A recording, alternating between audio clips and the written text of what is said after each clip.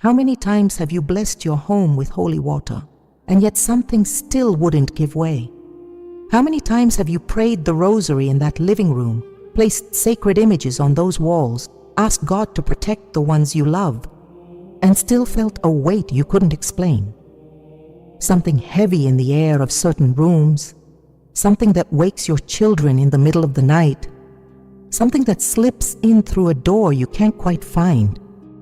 That question you've never said out loud, because you don't know how to ask it without people looking at you strangely, Saint Teresa of Jesus answered it.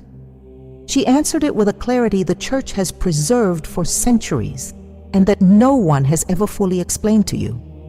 There are 3 parts of your home that the devil uses as an entry point, and there is one sacramental, just one, that closes all 3 of those doors. It's called blessed salt, and what Saint Teresa of Jesus wrote about it is going to change the way you see your home from this day forward. What you feel but cannot name is not your imagination. It's not anxiety. It's not exhaustion. The Catholic Church has known since its earliest centuries that the enemy acts upon physical spaces, that there are places that need sacramental protection, just as souls need the sacraments. Saint Teresa of Jesus lived this firsthand. She documented it. She taught it to her Carmelite daughters with a precision that leaves no room for doubt. And today, you are going to receive it in full. Right now, write in the comments, "Blessed salt in my home." That phrase is a declaration of faith and a promise you are making before God to protect the people you love. And if you haven't yet subscribed to this channel, this is the moment. Press the subscribe button now, because what Saint Teresa of Jesus revealed about your home does not end here. There is more, and you need to receive all of it. Salt has a history with God that predates any human tradition. It is not an element the Church chose at random to bless, nor a custom borrowed from ancient cultures that was later given a Christian veneer. Salt appears in Scripture with a force and consistency that cannot be ignored. In the book of Leviticus, God gives Moses an instruction that should give us pause. No offering presented to the Lord may be made without salt. None. Salt was the condition for a sacrifice to be acceptable in the eyes of God, not a decorative detail, a requirement. And that requirement had a name, the covenant of salt. A covenant that, in the language of Scripture, signified permanence, incorruptibility, a faithfulness that does not spoil or dissolve with time. When God asked for salt upon the altar, He was asking for something eternal, something that does not yield, something that preserves the sacred against corruption. The prophet Elisha used salt to heal the poisoned waters of Jericho that were causing death. It was not magic. It was a prophetic sign. The salt of God purifies what evil has corrupted. It restores to its original state what has been contaminated. In the Gospel, Jesus does not choose this image by accident when He says to His disciples, "You are the salt of the earth." He does not say they are the water, nor only the light, though He uses that image too. He says salt, because salt does not merely illuminate, it preserves, it purifies, it penetrates. And when it loses its flavor, it is good for nothing. The Christian vocation shares that same nature, to penetrate the world in order to preserve it from corruption, to keep alive within it something that, without that presence, would simply rot away. The Church gathered all of this biblical weight from its earliest centuries and deposited it in a concrete rite, the blessing of salt. In the Roman ritual, the book containing the Church's blessings and sacramentals, there has existed for centuries a specific prayer for blessing salt, a prayer the priest pronounces over ordinary salt, transforming it into an instrument of supernatural grace. The words of that blessing leave no room for ambiguity. God is asked that this salt be a protection for body and soul, that it drive away every diabolic illusion, that it purify the places where it is set, These are not poetic words. They are words of priestly authority that the Church has spoken for centuries over that simple, white element sitting in your kitchen. An element you may never have known could be something far greater. Saint Teresa of Jesus grew up in a church where sacramentals were not theory. They were daily practice, as natural as praying the Hail Mary upon waking. From her childhood in Avila, in that home of Christian faith where belief wasn't saved for Sundays, but soaked into every hour of the day, Saint Teresa of Jesus learned that objects blessed by the Church are not ornaments. They are instruments. They are channels through which God's grace acts concretely upon matter, upon spaces, upon people. This conviction never left her. She carried it into every convent she founded, every cell where she prayed, every spiritual crisis she passed through. And when it came to protecting the spaces where her daughters would live and consecrate themselves to God, Saint Teresa of Jesus was not content with good intentions. She acted with the instruments the Church placed in her hands, because Saint Teresa of Jesus knew something the modern Catholic has nearly forgotten entirely. The devil is not a metaphor. He is not a symbol of inner evil, nor a poetic image for speaking of one's own failings. He is a personal, intelligent reality that acts upon the visible world. He seeks spaces. He finds cracks. He settles where nothing opposes him. Saint Teresa of Jesus encountered him in her own quarters, saw him with her own eyes on more than one occasion, and described him in the book of her life with a precision that still makes readers feel this woman was speaking from lived experience, not from something she had simply read. She was not afraid to name him. She had too much respect for the truth to soften it. And precisely because she knew him so well, because she understood what he was capable of and how he operated, Saint Teresa of Jesus paid what might seem to us almost excessive attention to the spiritual protection of the physical spaces where her communities lived. Every convent she founded was, before it was inhabited, a space that needed to be given over to God in a concrete, visible, sacramental way. It was not enough to want it to be holy. It had to be made holy through the gestures the Church provided for that purpose. And here, the question opens up, the one you may have been carrying since you first started listening. If Saint Teresa of Jesus knew the power of blessed salt, if she used it in the spaces she consecrated, if the Church has spent centuries blessing salt with prayers calling for protection against the devil, which is the first part of your home that Saint Teresa of Jesus would have identified as the enemy's primary entry point? Where does the vulnerability of an unprotected house begin? The answer is not what most people would expect, and it changes everything you think you know about how to protect the people you love. Before we speak of the three parts of the home, there is something you need to understand clearly, something Saint Teresa of Jesus left written in the book of her life with an honesty that still unsettles those who prefer a Christianity without sharp edges, without real demons, without battles that take place in spaces you can touch with your hands. Saint Teresa of Jesus did not write to unsettle.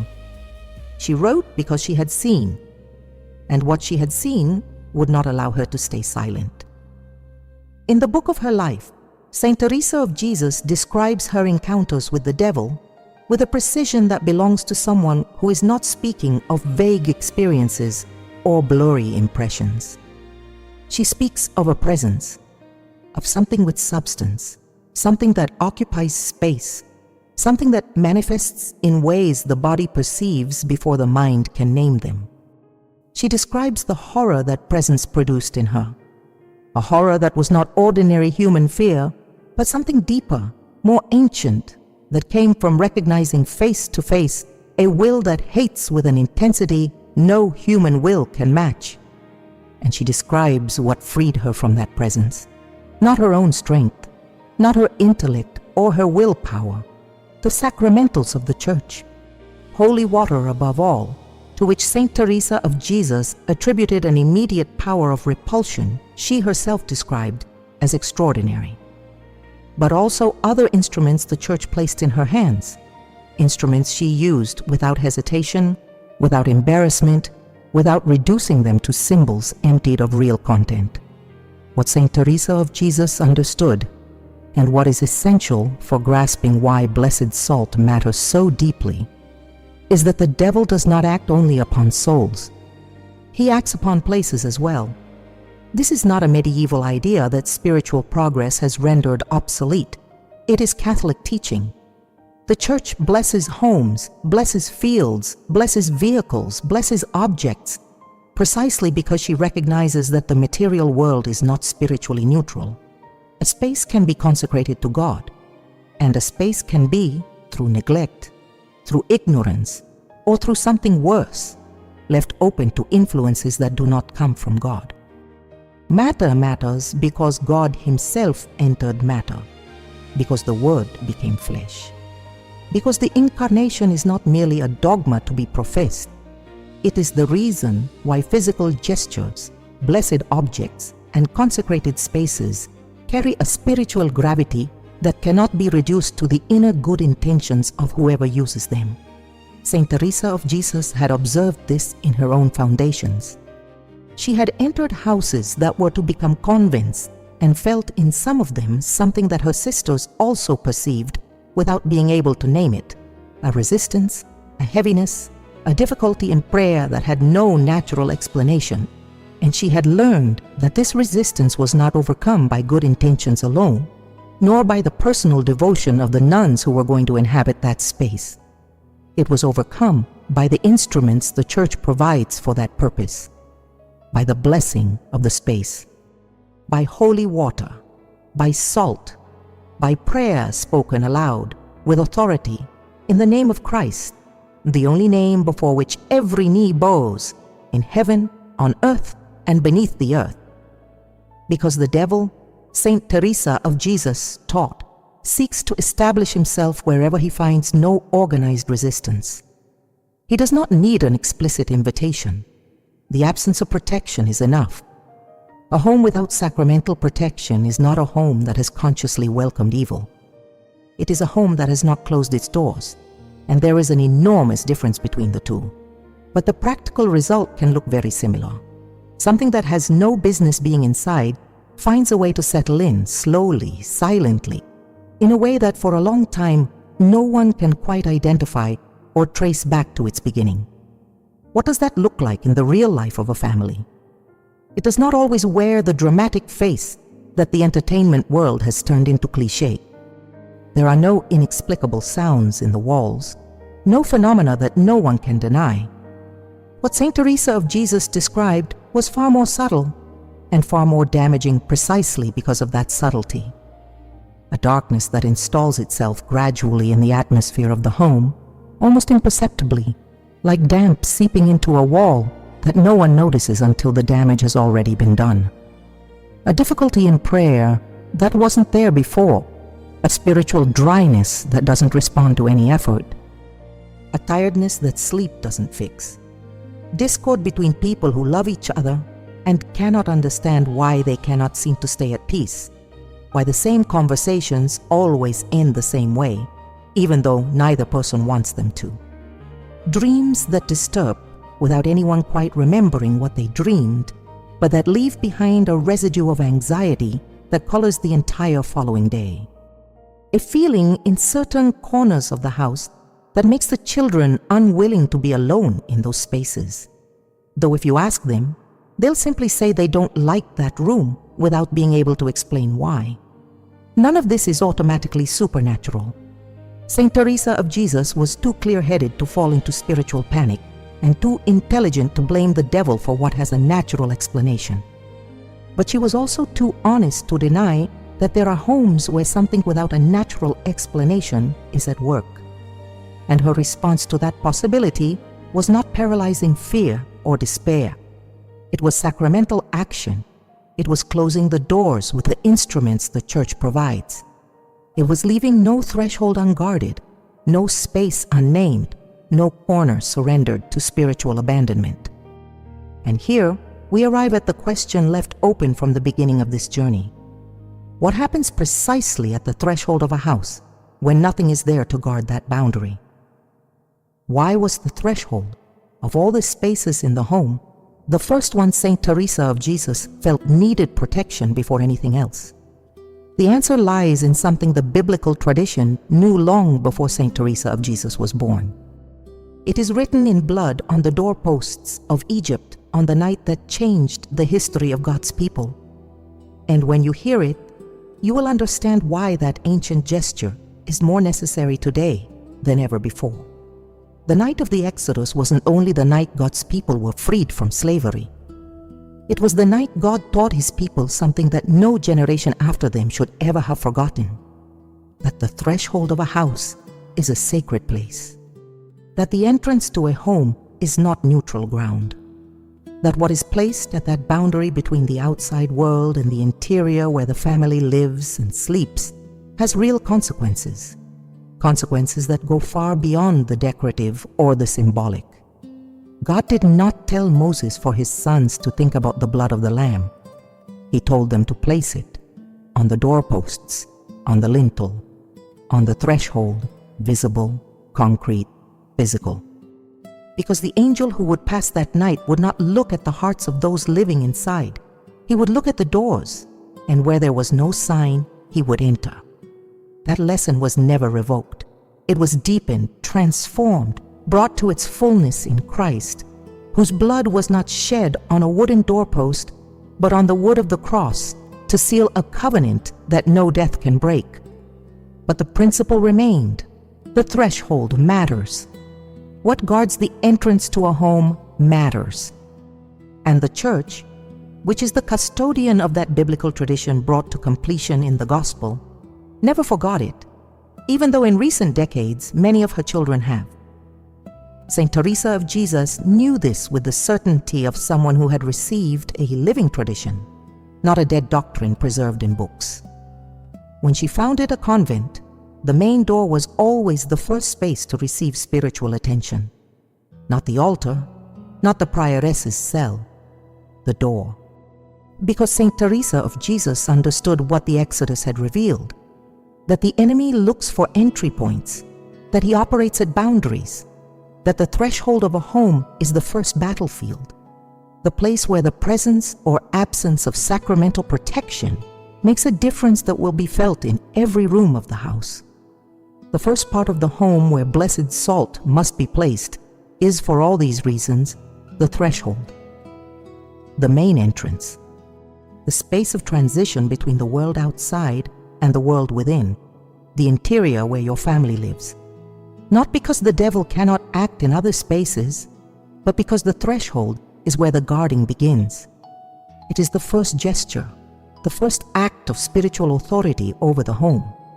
And when that gesture has not been made, when that boundary has not been marked with anything that tells the enemy this space is under God's protection, everything that follows is left more exposed. How is blessed salt placed at the threshold? There is no single gesture prescribed with rigid liturgical exactness, because blessed salt is a sacramental and not a sacrament, and its use allows for the personal devotion of whoever performs it. But there is a way that tradition has handed down, one Saint Teresa of Jesus would have recognized as her own. Take a few grains of blessed salt between your fingers. Hold them for a moment in the palm of your hand while lifting your heart to God with a brief and clear petition. A petition that needs no elaborate words, only sincere faith. And then set them down at the threshold. On the floor of the doorway, in the space everyone crosses when entering and leaving. They may also be placed on the lintel, the upper part of the door frame, with the same gesture and the same prayer. The prayer that accompanies this gesture does not need to be long. It can simply be this: Lord, may this salt, blessed by your church, guard this entrance. May nothing that does not come from you cross this threshold. May your presence be the first thing felt upon entering this home, and the last thing carried away by those who leave it. In the name of the Father, and of the Son, and of the Holy Spirit. Then make a sign of the cross over the threshold with your hand. Visible, deliberate, like someone who knows they are exercising a spiritual authority that is not their own, but Christ's, and who simply administers it with faith. There is something Saint Teresa of Jesus would have added here, with that frankness of hers that never yielded to comfort. This gesture must be made with intention, not as someone going through the emotions of a rite because they've been told it must be done, but as someone who knows exactly what they are doing and why. Faith is not an optional ingredient in the use of sacramentals. It is the condition that activates them. Not because the power of a sacramental depends on the spiritual perfection of whoever uses it, but because without faith, the gesture becomes a physical movement without interior direction. And that interior direction is what unites the visible gesture with the invisible grace that God has deposited in that sacramental through the blessing of the Church. Once the salt has been placed at the threshold, some families renew this gesture periodically. Each month, at the start of each liturgical year, or whenever they feel the home needs a renewal of its spiritual protection. Not because the salt loses its blessing over time, but because the repeated gesture is also a renewal of intention, a declaration made again before God. This home belongs to you. This entrance is under your care. Nothing that doesn't come from you is welcome here. But the threshold is only the first of the three parts. And the second is the one that surprises people most when they hear this for the first time. Because it is not the most obvious room. It is not the space most people would choose if you ask them where the spiritual heart of a home lies. It is the place where the family comes together. The place where words are spoken out loud. The place where love, or its absence, becomes most visible. And what Saint Teresa of Jesus knew about that space is going to make you see it in an entirely new light. There is a place in every home where the real life of the family unfolds, not where people sleep or work in silence, where they talk, where they share a meal when they still share meals together, where the children do their homework while the mother prepares dinner and the father arrives worn out from work, sits down and sighs before saying a single word, where birthdays are celebrated and where tears come when bad news arrives, where arguments erupt, and where also, in the best moments, everyone laughs in a way that has no price. This place is the physical heart of the home, and Saint Teresa of Jesus, who understood homes with the same depth with which she understood souls, knew that this physical heart is also the most important spiritual battleground in the entire house. In the interior castle, Saint Teresa of Jesus develops an image she never fully leaves behind, even as she carries it into the deepest heights of mystical prayer. The soul as a castle, as an interior space with its chambers, its corridors, its places of encounter with God, and its corners where the light has not yet reached. That image did not emerge from nothing. It was born from the concrete experience of a woman who had lived in convents, who had founded houses, who knew physical spaces with an attentiveness that contemplation had not dulled but sharpened. For Saint Teresa of Jesus, the interior and the exterior corresponded to each other. The spiritual state of a community was reflected in the state of its common spaces, and the quality of prayer that took place in a location depended in part on the spiritual quality of that location itself. The common space of the home, the place where the family gathers, concentrates everything that family is and everything it has not yet been able to become. It holds the love that has been expressed and the love that has gone unsaid, the words that have built and the words that have broken, the prayers said together and the silences in which no one knew how to begin. It is the place where the family has its greatest strength and also its greatest vulnerability. Because where there is real love, there is also the possibility of wounding it, and the enemy knows this better than anyone. Saint Teresa of Jesus wrote something in her own words that illuminates this point with a clarity no commentary can improve. The devil does not sleep, and we do. She did not say this merely as a metaphor for spiritual lukewarmness. She said it as a description of a tactical reality. The enemy works continuously, methodically, patiently, in the spaces where the guard is lowered. And the guard comes down most easily in spaces of familiarity and trust. No one stays on guard in their own living room. No one suspects the place where they have spent their whole life feeling at home. And precisely for that reason, that place needs protection. Blessed salt placed at the heart of the home, in the family's gathering space, is not a gesture that turns that place into some kind of sanctuary, sealed off from the complexity of real life, from the friction and the hard moments. It is a gesture that entrusts that space to God with a specific intention. That the words spoken here be spoken under His gaze, that the conflicts that arise here have access to His grace, that the decisions made in this space are ones He can bless. It does not ask for perfection. It asks for awareness. It asks that this place not be territory abandoned to the currents of the world and to the influence of the enemy, but territory claimed for God, deliberately and sacramentally. How is the salt placed in this space? Tradition suggests placing it in the corners of the room, in all four corners if possible, with the same prayer of entrustment used at the threshold, but shaped to the specific intention of this space. Lord, may this place where my family lives and speaks and eats and rests be under your protection. May the words spoken here build up and not tear down. May your peace be stronger than any discord.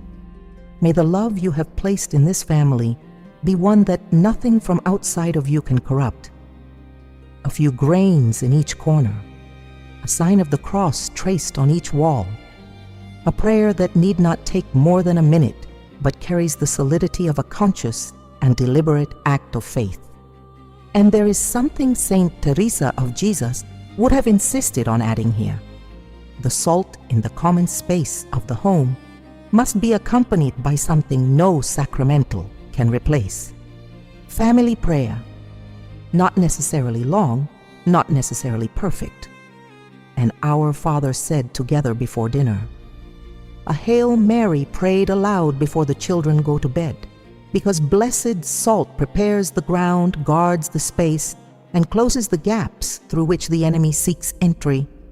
But family prayer is what keeps alive in that space the presence of God that the salt has invoked. Together the two create something the enemy cannot break through. A home entrusted to God, not only by a gesture, but by the daily life of those who dwell within it. The third thread, left open at the beginning of this journey, asked about the interior space the enemy attacks once he has already found a way past the threshold. And the answer touches on that gathering space, yes, but also on the third place.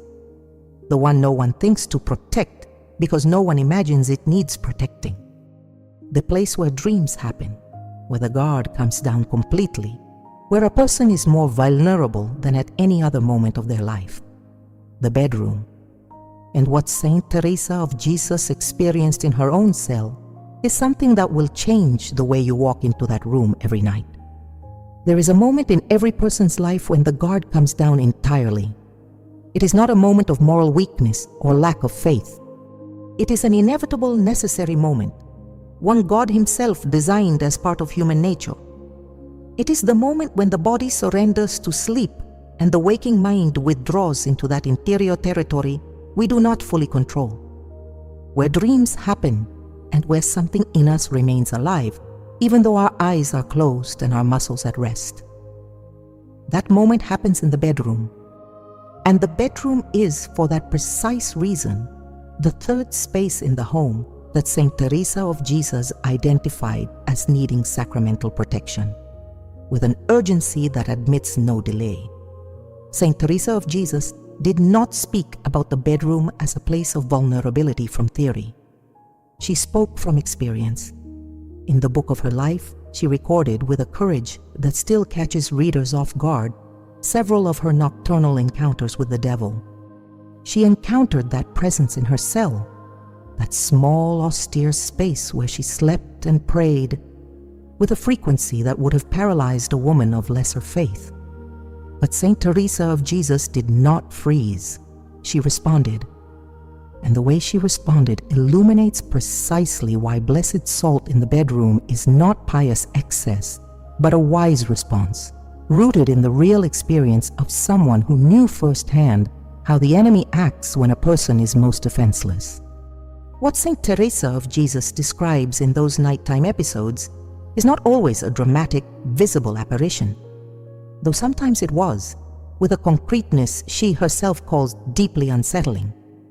Other times it was something more subtle, an anxiety that arrives without reason when the body should already be resting, an inner agitation that prevents sleep, a weight upon the soul that makes prayer feel like pushing through a wall, a darkness that is not the physical darkness of the room, but something layered over it with a different quality, denser, more hostile. Anyone who has passed through those kinds of nights knows exactly what Saint Teresa of Jesus is describing. Nights when there is no explanation for the anguish. Nights when the rosary costs more than it ever has. Nights when you end up sitting up in bed in the dark, not quite knowing what you're looking for, but knowing with certainty that something is not right. Saint Teresa of Jesus' response to those nights was never to surrender or to ignore what was happening. It was to act with the instruments the Church placed in her hands. Holy water, which she used with a confidence she herself documents with gratitude. The prayers of protection the Carmelite tradition had inherited from earlier centuries. And the preparation of the space before nightfall, because Saint Teresa of Jesus knew that the battle at night is won or lost before the sun goes down, in the conscious gestures made during the day to guard the space where sleep will come. Blessed salt in the bedroom is placed in a way that reflects this understanding. It is not only a matter of placing it in the corners of the room, though that too has its place in the tradition. It is especially important to place it at the threshold of the bedroom door, that small interior threshold marking the entrance to that intimate space where a person is most unguarded. A few grains on the floor of that doorway, with a prayer that in its simplicity says everything. Lord, may your peace watch over this rest tonight. May nothing that does not come from you have access to this space. May my dreams be under your gaze, and may my first thought upon waking be for you. In the name of the Father, and of the Son, and of the Holy Spirit.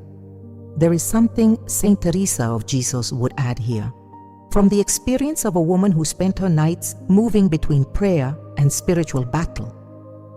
The bedroom also needs a crucifix, visible from the bed, not as decoration, as presence, as a constant reminder, even in sleep, that there is an authority in that room greater than anything that might seek entry. The salt at the threshold closes the door. The crucifix on the wall names the one who guards the interior. Together, they create a protection Saint Teresa of Jesus would have recognized as complete. And there is a third thing Saint Teresa of Jesus did before sleeping, something her Carmelite sisters documented with admiration. She entrusted herself explicitly to her guardian angel, not as a routine prayer, as a deliberate act of acknowledgement. You are the guardian God has placed over me, and tonight I ask you to do your work with the full authority He has given you. That entrustment, united with the blessed salt at the threshold and the crucifix on the wall, constituted for Saint Teresa of Jesus a nighttime protection that did not rest on her own strength, but on God's grace acting through the instruments He Himself had provided. Because that is precisely what Saint Teresa of Jesus wanted her daughters to understand, and what she wants you to understand now. Sacramental protection is not the recourse of those who are afraid. It is the recourse of those who have faith. We do not use blessed salt because we fear the devil. We use it because we trust in God. There is a world of difference between the two. Fear paralyzes and obscures. Faith acts and opens. And blessed salt, used with faith in the three parts of the home Saint Teresa of Jesus identified, is not a defensive gesture from someone living under siege. It is the gesture of someone who has decided that their home belongs to God, and who is ready to do what is needed to ensure that declaration has real consequences in the physical space where their family lives. But to place blessed salt in your home, you first need to have it. And here is the problem most Catholics face when they hear this for the first time. They don't know how to get it. They don't know if they can ask for it. They don't know whether the priest will understand what they are requesting. And what happens when you go to ask may well surprise you. If you walked into your parish tomorrow and told the priest you wanted blessed salt, do you know what might happen? In some cases, the priest would open a drawer, take out a small jar, and hand it to you without further explanation, because in that parish the tradition has not entirely been lost, and someone still tends it with care. But in many other cases, and this must be said honestly, even though it is painful to hear, the priest would look at you with an expression caught somewhere between surprise and discomfort, and tell you he doesn't know what you're talking about, or that this is no longer practiced, or that what you really need is simply to pray more and not concern yourself with such things. And you would leave that sacristy empty-handed, feeling as though you had asked for something improper. That is not your fault, and in most cases, it is not the priest's fault either. It is the result of decades of neglect of the Church's sacramental tradition, a neglect that was not decreed by anyone, but that happened all the same, quietly, in the seminaries that stopped teaching the rites of the Roman ritual, in the parishes where sacramentals were gradually moved into the category of optional popular devotions that more spiritually mature Catholics were expected to move beyond, in a mindset that sought to modernize faith by simplifying it until it had been stripped of many of the concrete gestures through which that faith had acted upon the real lives of real people for centuries. Saint Teresa of Jesus would have said something about this with that directness of hers that bent to no pressure. She would have said that simplicity in faith is a virtue, but that simplicity is not the same as impoverishment. That stripping away the instruments the Church has given for acting upon concrete reality is not progress, it is loss. And the people who pay the price of that loss are precisely those with the fewest resources to make up for it. Ordinary families, devout women who go to Mass every Sunday and pray the Rosary every night, and who deserve access to everything the Church offers them. Not only the portion someone else has decided is sufficient. Blessed salt hasn't disappeared from the Church. It remains in the Roman ritual. It is still a valid, recognized sacramental with a rite of blessing that any priest can administer. What has disappeared is knowledge of its existence in most of the faithful and in a significant portion of the clergy. But that can be reversed, and you can be part of that reversal. How do you ask for blessed salt? You go to your parish. You bring a small, clean, lidded jar or container filled with ordinary salt. Table salt will do. Sea salt is even better. And you say to the priest, simply and without apology, "Father, I would like you to bless this salt using the prayers of the Roman ritual. I'd like to use it in my home as a sacramental for protection. If the priest knows the rite, he will perform it. If he does not, you can mention that the rite is found in the Roman ritual, in the section on blessings, and that it is an ancient practice of the Church that has seen a real renewal among the faithful seeking to recover the sacramental tradition." Some priests will respond with enthusiasm because they themselves have rediscovered these rites and hold them dear. Others will ask for time to prepare, and some will not be familiar with it but, faced with a respectful, well-articulated request, will be willing to look it up and administer it. The key is not to give up at the first hesitant response. Blessed salt is a right of the faithful, not a privilege, granted only to the spiritually advanced. Once you have the blessed salt in your hands, There is something important Saint Teresa of Jesus would have wanted you to know about how to keep it and how to use it. Store it in a clean place, separate from your ordinary table salt, in a container that is clearly marked as something other than everyday salt. Do not mix it with other things. Do not use it for cooking. Use it exclusively as a sacramental, with the awareness that it is an object blessed by the Church and that it deserves the respect that blessing confers upon it. There is no need to place it on an altar or treat it with a solemnity that makes it inaccessible in daily life. But it does merit the simple reverence that belongs to something set apart from ordinary use and dedicated to a sacred purpose. The difference between blessed salt and ordinary salt is not chemical, it is spiritual. It is the same difference as between tap water and holy water, between the bread from a bakery and the bread that has passed through the hands of the priest at Mass. The element is the same, but over one of them, the authority of the Church has acted in the name of Christ, and that act changes its spiritual nature, even though its chemical nature remains unchanged. That is what it means to be a sacramental. And that is exactly what makes placing blessed salt in the three parts of the home a gesture entirely different from placing ordinary salt. Because in blessed salt, God's grace is at work through a material element, and it is that grace that closes the doors that would otherwise remain open. But there are homes that need this protection more urgently than others. Homes where the signs that something is wrong have been making themselves visible for some time, though no one has known how to read them for what they are.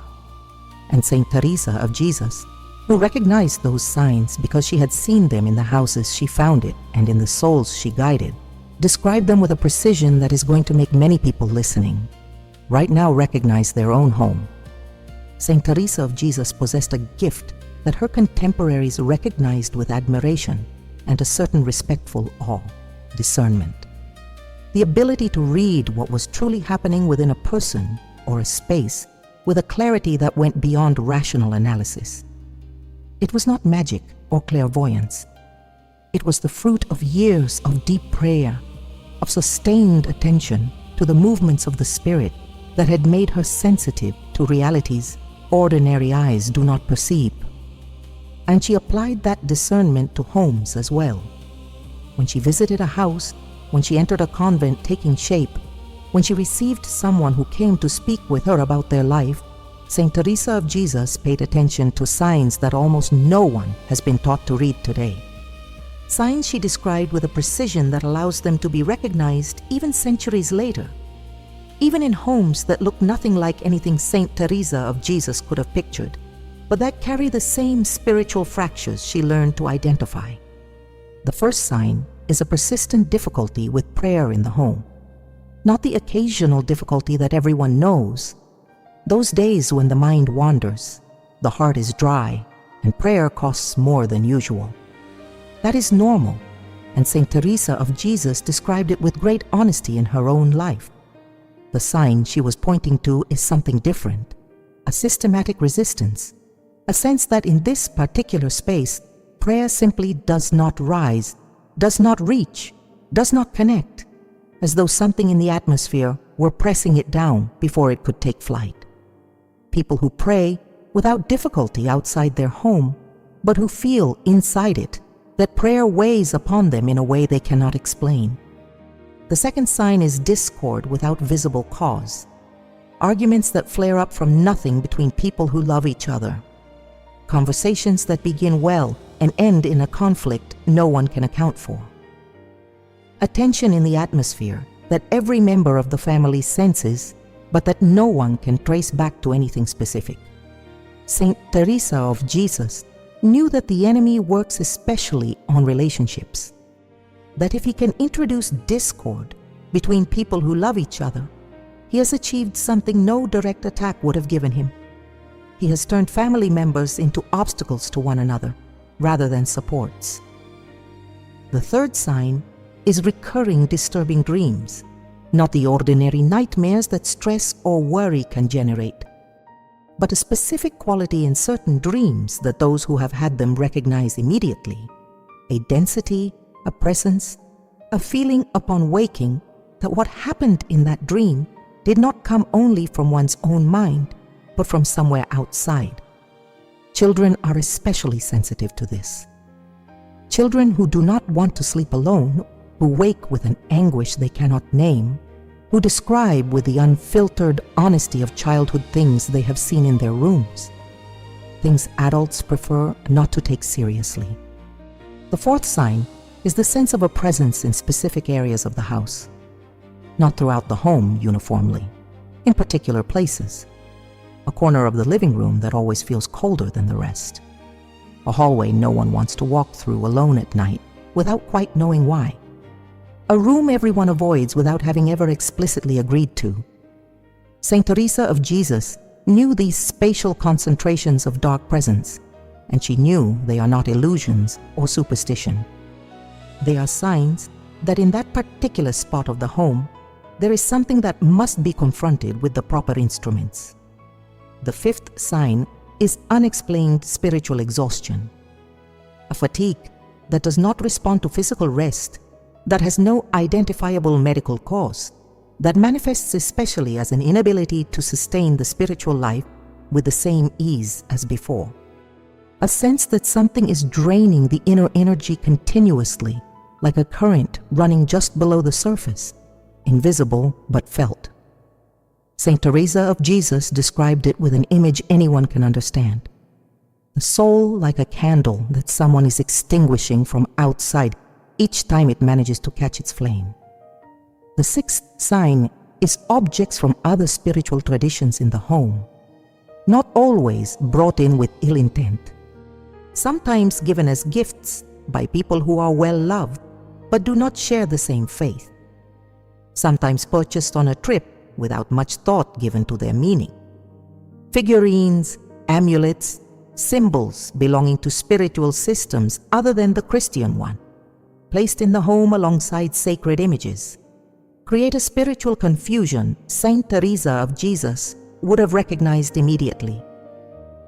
Not because those objects automatically hold destructive power, but because their presence indicates the home has not taken a clear position, that the space is divided between masters, and a space divided between masters cannot be fully guarded by any of them. The seventh sign is the most subtle and the most important. It is the gradual loss of peace, not of joy, which can survive very difficult circumstances when faith is solid, but of that deep peace Saint Teresa of Jesus described as one of the surest marks of God's presence in a soul and in a space. A peace that does not depend on everything going well, but that coexists with difficulties without being destroyed by them. When that peace disappears from a home, when those who live in it no longer remember the last time they felt at peace within those walls, Saint Teresa of Jesus would say that home needs urgent attention, not tomorrow, now. Do you recognize any of these signs in your home? Your answer to that question is the beginning of the road back. Because Saint Teresa of Jesus did not describe these signs to generate panic, but so that those who recognized them would know exactly what to do. And what must be done has an order, a precision, and a beauty that is characteristic of the Church when she acts with the full weight of her sacramental authority upon the concrete reality of a family's life. That order is what comes next. The moment has come to close the thread left open from the very beginning of this journey. The question planted at the start, the one you have been carrying since you first began to listen, was this: what do holy women know that no one has yet taught you? The complete answer is in what you are about to receive, not as theory, as a concrete right, step by step, that Saint Teresa of Jesus would have recognized as her own, and that you can carry out in your home as soon as blessed salt is in your hands. The rite of protecting the home with blessed salt is not an exorcism. It does not require a priest to administer it. It is a sacramental that the faithful can use in their home with full authority, because the Church has placed it in the hands of her children for use with faith in their everyday lives. What it does require is intention, order, and prayer. These three elements together are what transform the physical gesture of placing salt at a threshold into a spiritual act with real consequences for the space where your family lives. Before you begin, prepare what you will need. The jar of blessed salt you have asked your priest to bless, a small vessel of holy water, your rosary, if you would like to carry it with you during the walk through, and something Saint Teresa of Jesus would have considered just as important as any object, an interior disposition of peace, not of fear. This rite is performed from a place of trust, not panic. It is done as someone who walks into their own home and declares with authority who the owner is, not as someone desperately trying to close a door they fear they cannot shut. The faith that activates sacramentals is the faith that knows God is greater than anything that could oppose it. That certainty is the first ingredient. Begin at the main entrance to the home. Stop before the threshold. Hold the blessed salt in your right hand and the holy water in your left. Close your eyes for a moment and lift your heart to God with these words, or your own, which if they come from the heart are equally valid. Lord Jesus Christ, in your name and with the authority your church has given me as a member of your people, I come to consecrate this home to your protection. May nothing that does not come from you have access to this space. May your peace reign in every corner. May your angels guard every threshold. Then place a few grains of salt at the threshold of the front door. As you do so, trace a cross with your thumb on the lintel of the door. Sprinkle a little holy water over the threshold and say aloud, because words spoken aloud carry a solidity that interior words do not always reach. This threshold belongs to God. In the name of the Father, and of the Son, and of the Holy Spirit. From the front door, move through the central space of the home, the gathering place for the family. Walk calmly, unhurried, with the same attentiveness with which Saint Teresa of Jesus walked through the houses she was consecrating for her communities. Place blessed salt in the four corners of that space, beginning with the corner to your right as you enter and moving clockwise. In each corner, a small amount of salt and a sign of the cross traced on the wall with your thumb dipped in holy water. In each corner, a brief prayer. Lord, may this space where my family lives be a space of your peace. When you have completed the four corners of the central space, move to the bedrooms, each one. If you have children, enter each child's room. Stop at the threshold of each door. Place the salt at that interior threshold. Trace the cross on the door frame, sprinkle the holy water, and say aloud, looking into the room, looking at the bed where the child will sleep tonight, Lord, guard this rest. May your angels surround this bed. May nothing that does not come from you have access to the dreams of whoever sleeps here. Saint Teresa of Jesus would add one final gesture, something her Carmelite sisters documented as part of her own personal practice of protecting spaces. Once the walkthrough is complete, return to the main entrance and close the rite with the same prayer with which it opened, but now in a tone of gratitude rather than petition. Not asking God to act, but thanking Him because He already has. Because the faith that activates sacramentals is the faith that acts as if the grace has already been granted. Because in God's generosity, when we ask in faith for what is good, it has already been granted before we finish asking. Thank you, Lord, because this home is under your protection. Thank you because your angels are guarding every threshold. Thank you because the salt your church has blessed in your name is working in this space with the authority of your grace. May your peace be the peace of this house, today and always. In the name of the Father, and of the Son, and of the Holy Spirit. That is the rite, simple, concrete, within reach of any family that has faith and is willing to act on that faith in a visible, deliberate way in the space where they live. Saint Teresa of Jesus did not complicate what could be simple, but she also did not simplify what required seriousness. And this rite requires both: the simplicity of someone who trusts God without pretense, and the seriousness of someone who knows that what they are doing has real consequences in the spiritual world that surrounds and permeates the visible world where their family lives each day. Your home can become what Saint Teresa of Jesus wanted every convent she founded to be: a place where God is the recognized owner, where His instruments of grace operate without obstruction, where the family living within finds in those walls not only physical shelter, but real spiritual protection. That is what blessed salt, placed with faith in the three parts of the home Saint Teresa of Jesus identified, can begin to build in your house from this day forward. You have come this far because something in you knew this was for you. It was not coincidence. It never is, when a person finds exactly what they have long needed without having known how to put a name to it. Today, you have received something the Church has guarded since her earliest centuries, and that Saint Teresa of Jesus lived with a depth few souls have ever reached.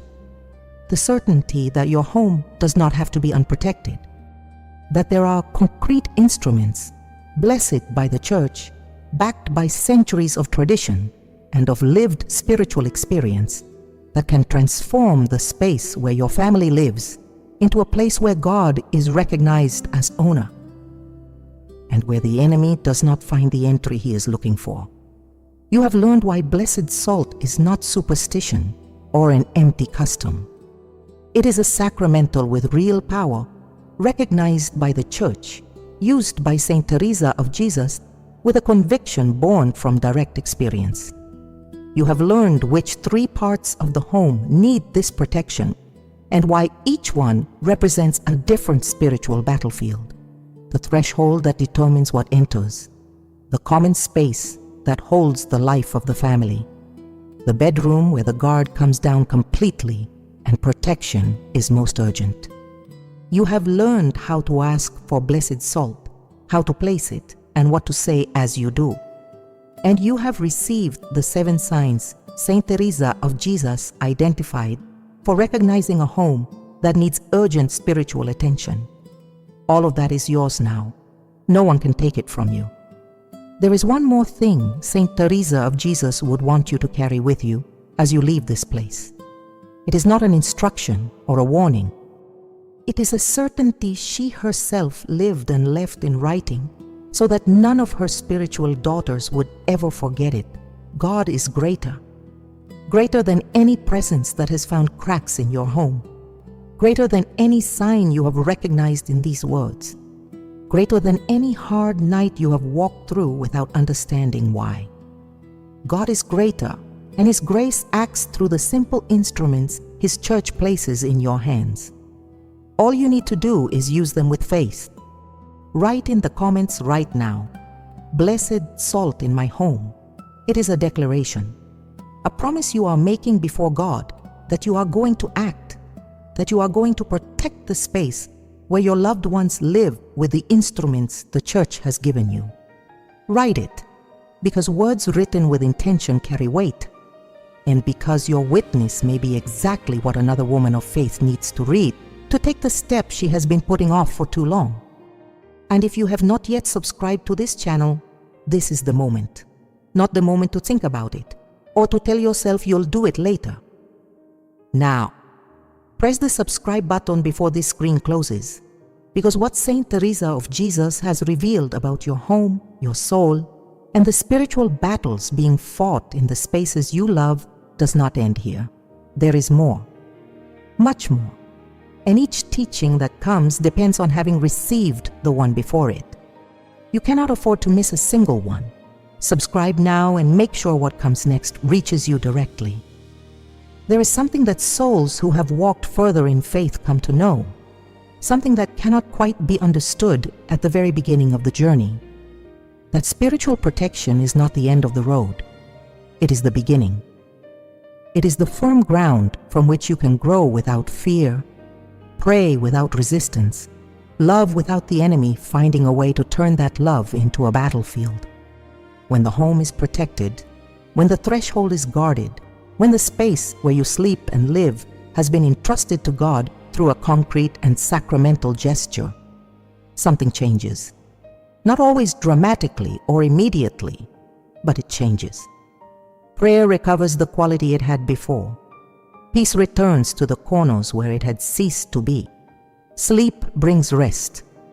And there is something in the atmosphere of that home that those who dwell within it cannot always name, but feel with clarity that they are not alone, that there is a good presence guarding that space, that God is at home. That is what Saint Teresa of Jesus wanted for every Christian household.